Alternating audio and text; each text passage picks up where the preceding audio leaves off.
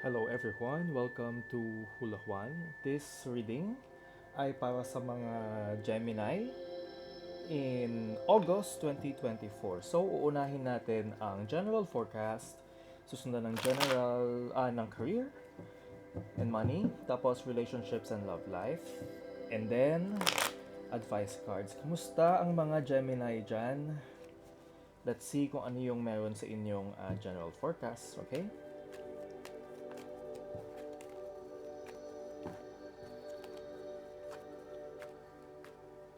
Okay. Welcome po kayong lahat dito sa Hula Juan. Ang goal po ng channel ito ay magbigay ng gabay using light from above with loving intentions para may positive energies ang lahat. Alright? Okay, Gemini. So this is your general forecast. So I see you have the Ace of Cups. You have the Ace of Cups here. This is your parang ito yung panimulang energy, yung initial mong kung nasaan ka ngayon. So I feel that there is something that you want to be starting with.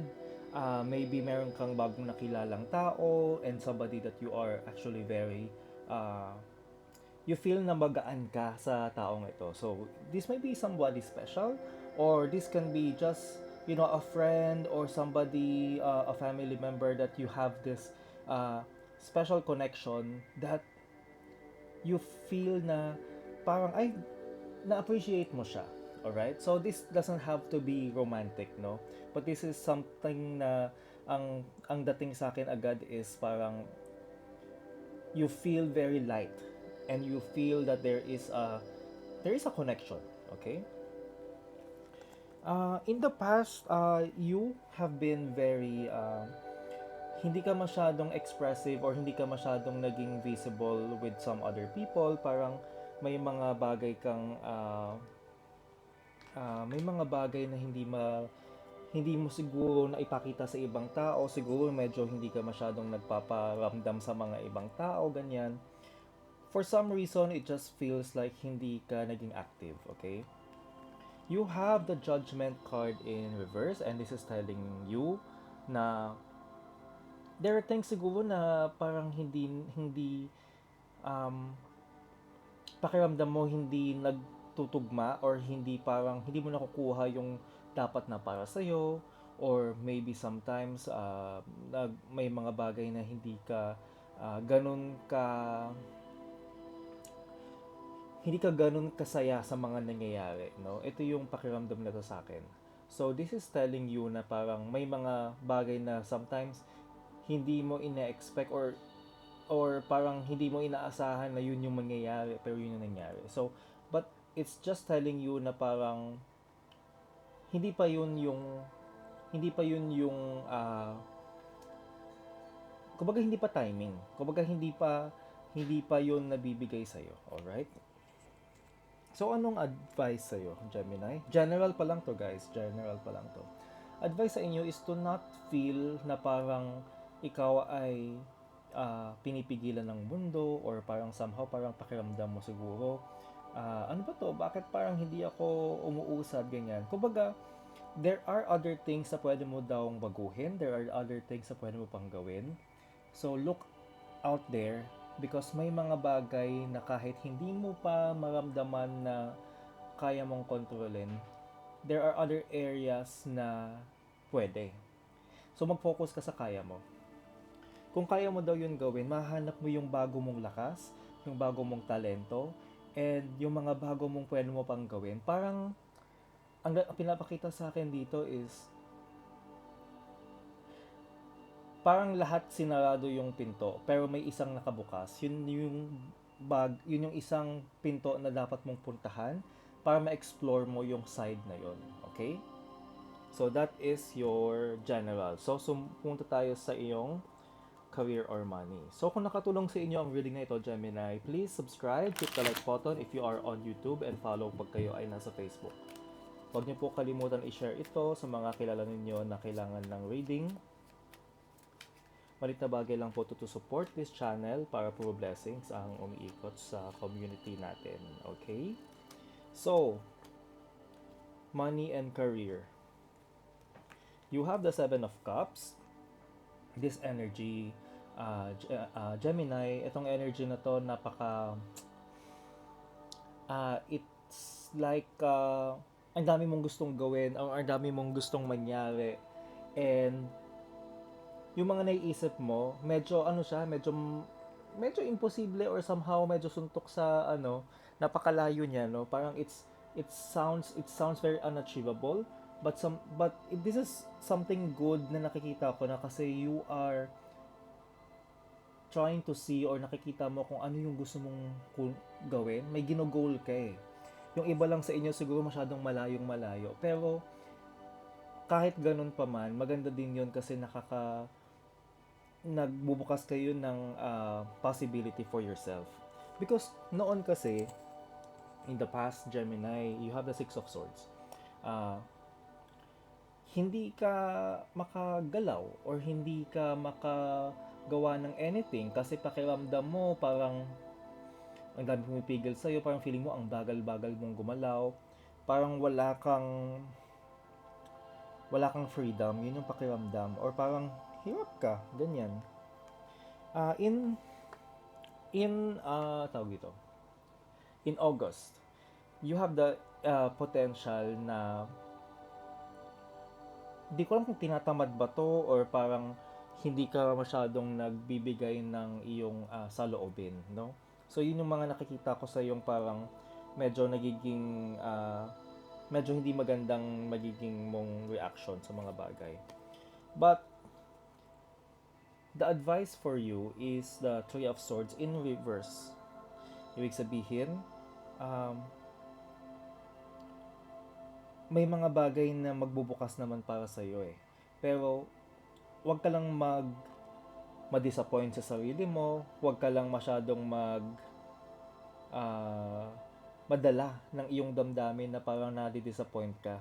Kasi may mga bagay na parang alam mo yung minsan pagka itong sinasabi eh. Kunwari pupunta ka sa trabaho. Tapos sasakay ka ng jeep.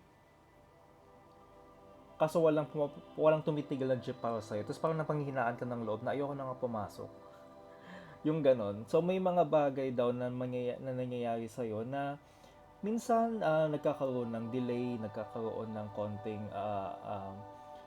hindi inaasahan na parang nauudlot or parang hindi ka masyadong natutuwa sa mga nangyayari kasi nababagalan ka. Huwag ka daw kapa-epekto doon, okay? Kung kaya mo daw yun gawin guys, kaya mo kasing palitan yung mga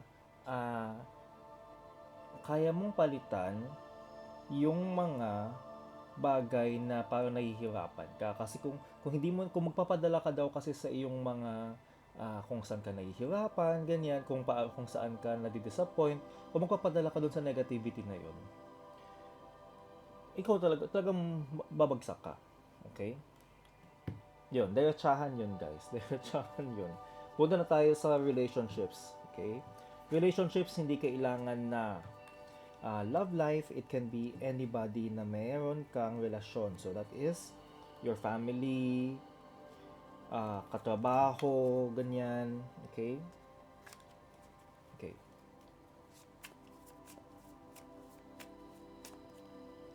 Okay.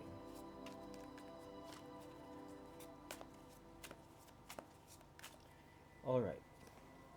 You have the justice. And pagdating sa relationships, guys, madami kang binabalanse sa mga relationships mo. Para kang hindi mo alam kung saan ka papwesto or somehow nananahimik ka na lang minsan kasi parang ayaw mo ng gulo. Yun yung dating nito sa akin eh.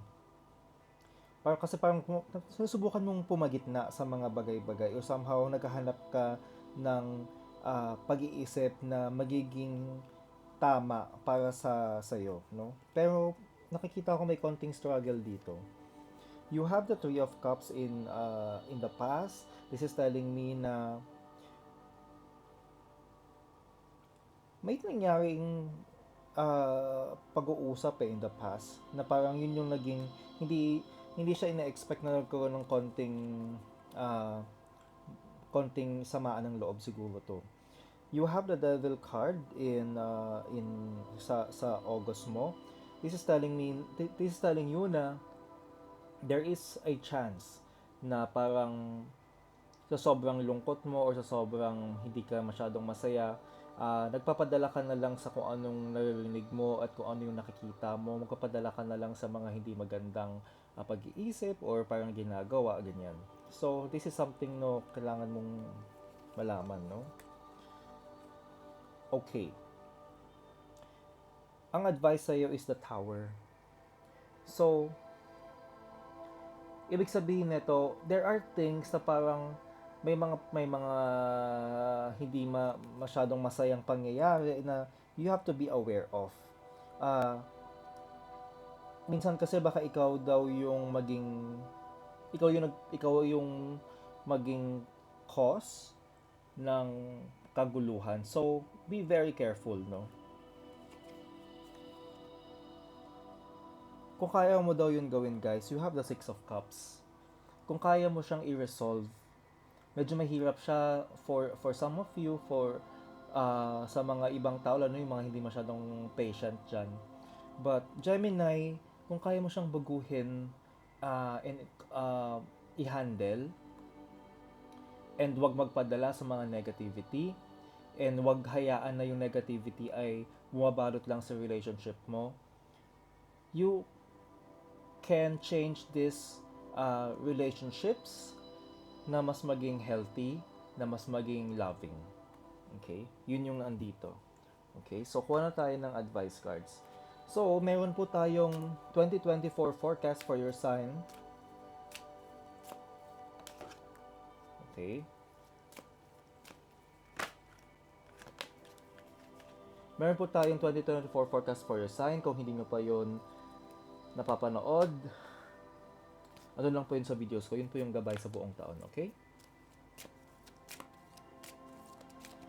So, medyo dumadami ang iyong advice cards, Gemini, hindi ko alam kung bakit, but susundan ko siya kahit medyo mapapatagal tayo ng konti because I feel na yun yung kailangan mong card. Okay. Advice cards mo, Gemini. Kung nakikinig pa kayo, can you comment down below? Saan ba kayo nanonood?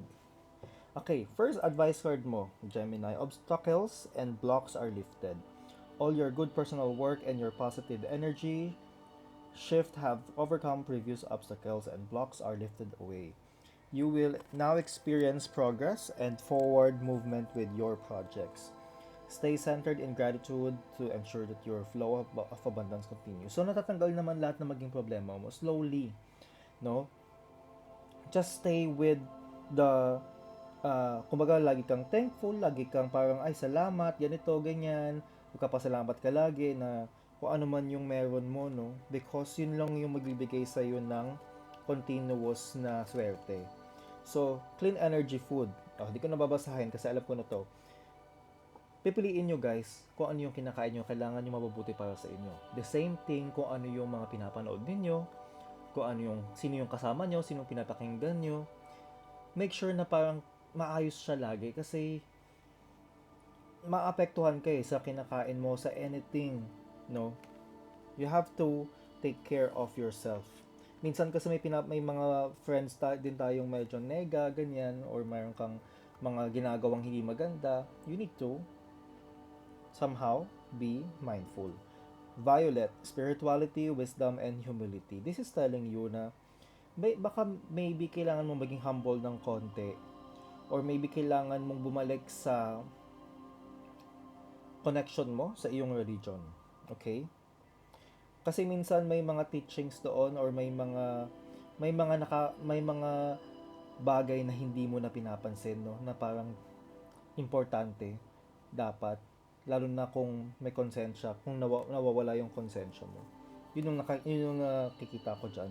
Gemini, companionship. When you fully bless and embrace your aloneness, you're ready for the ones who are meant to be with you. May I welcome this solitude knowing. Alam mo, minsan okay lang din na ma-feel mo na parang na kaya mo na mag-isa mo, ganyan. And darating at darating din yung mga tao na magbibigay sa iyo ng tamang um, magbibigay sa iyo ng tamang energy to have a good relationship with different people. Okay? So, yan ang forecast mo for this month. Subscribe on YouTube and follow Huluhan on Facebook para every month may abangan kang forecast for your sign. Always remember sa lahat ng gagawin mong desisyon, dapat mabuti ang iyong intention. See you sa next reading, Gemini.